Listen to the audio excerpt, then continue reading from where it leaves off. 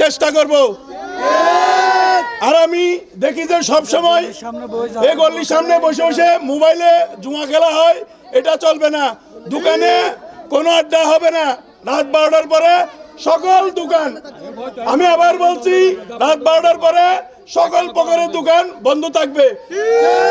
এবং আমি আরো জানাচ্ছি আমাদের ডিসপেন্সারি ভাইদের উদ্দেশ্যে, কোনো লোক ঘুমের ওষুধ বিক্রি করবেন না প্রেসক্রিপশন ব্যতীত।